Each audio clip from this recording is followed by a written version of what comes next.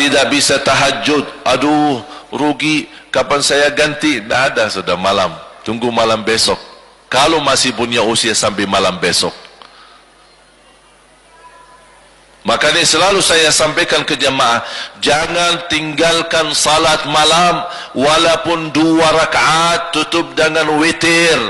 Karena salat malam tidak harus 8, salat malam tidak harus 10. Sedikit demi sedikit diistiqamahkan lebih baik daripada banyak tapi terputus. Salat malam tidak harus tidur dulu. Sering saya sampaikan, kaget, katanya harus tidur dulu. Kenapa tidak harus tidur dulu? Karena salat malam waktunya bukan jam 12, bukan jam 1, bukan jam 2. Waktu salat malam mulai habis isya sampai subuh. Di awal boleh, di tengah malam boleh, di akhir malam boleh. Memang lebih baik di akhir sepertiga terakhir. Tapi ini kembali kepada kondisi kita masing-masing. Ada ibu-ibu merasa, aduh kalau jam 3 aku aja tidur jam 1. Ada orang yang alhamdulillah jam 9, jam 10 udah bisa tidur. InsyaAllah rutin jam 3 saya bisa bangun santai-santai, bisa tahajud.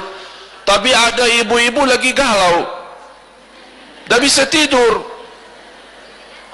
kefikiran, ada urusan sama suami kah, ada urusan anak kah, ada urusan hutang sana sini kah, pusing, tak bisa tidur, bolak-balik baca ayat Al-Kursi berkali-kali, bahkan habis surah Al-Baqarah tapi tak bisa tidur juga.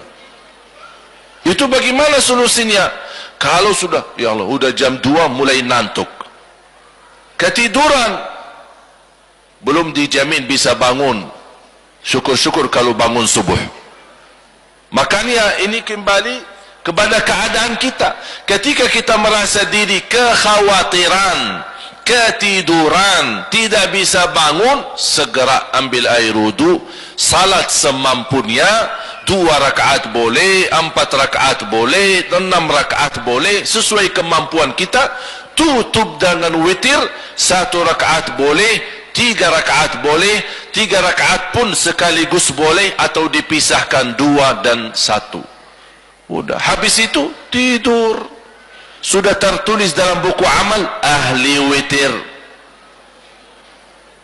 Kalau bangun lagi masih ada waktu kira-kira 20 menit ingin tahajud, boleh tahajud, tapi tidak boleh witir lagi, karena Rasul melarang 2 kali witir dalam 1 malam.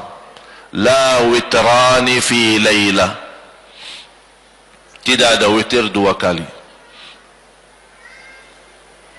Ada yang tanya, apa sih dasarnya kalau boleh kita salat sebelum tidur? Ada 3 hadis dan 3 amalan yang Rasul sampaikan kepada 3 sahabat.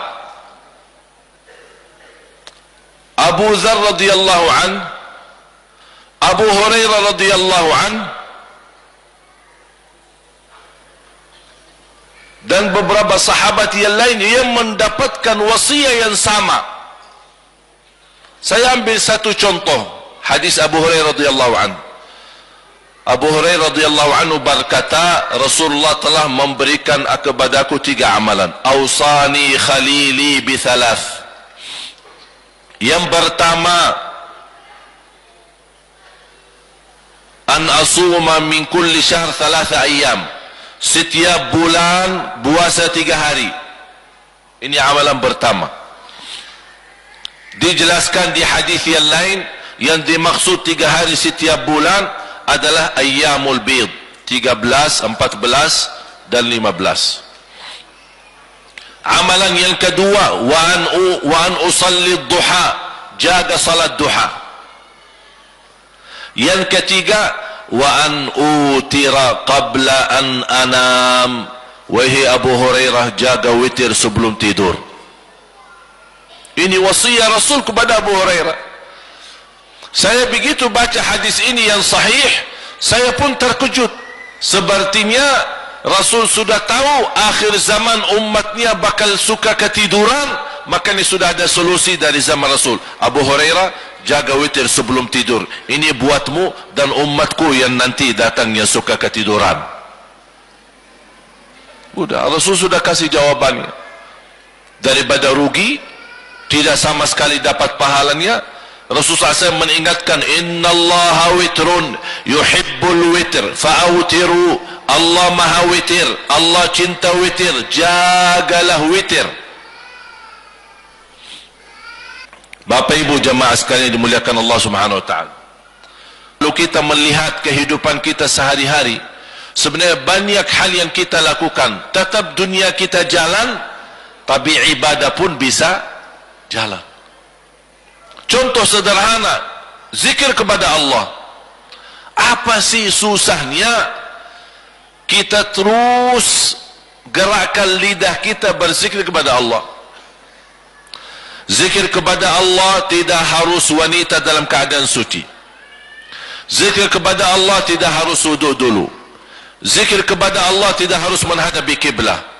Zikir kepada Allah tidak harus di masjid. Dimanapun kita berada, jalan kaki, di mobil, di rumah, di pas lagi masak, semua kita boleh berzikir. La yazalu lisanuka ratban min dzikrillah. Basahi lidahmu zikir kepada Allah Subhanahu wa taala. Ini salah satu amalan yang menjamin masuk surga. Dengan hanya basahi lidahmu dengan zikir kepada Allah. Amalan yang paling ringan tapi pahalanya yang paling besar, itu zikir. Ringan. 2 kalimat, ringan di atas lidah, berat di atas timbangan, dicintai Allah, subhanallah wa bihamdi, subhanallahil azim.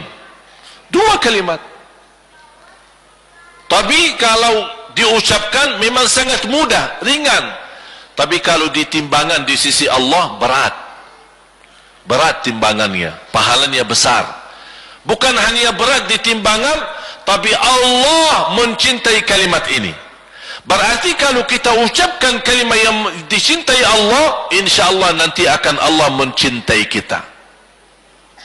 Qul huwallahu ahad. Rasulullah SAW bersabda, man qara qul huwallahu ahad fil yawmi wal layla 10 marratin bana Allahu lahu baitan fil jannah. Di riwayat qasran fil jannah, sebagaimana di Musnad Imam Ahmad Hanbali, kemudian riwayat Imam Tabarani dan Baihaqi.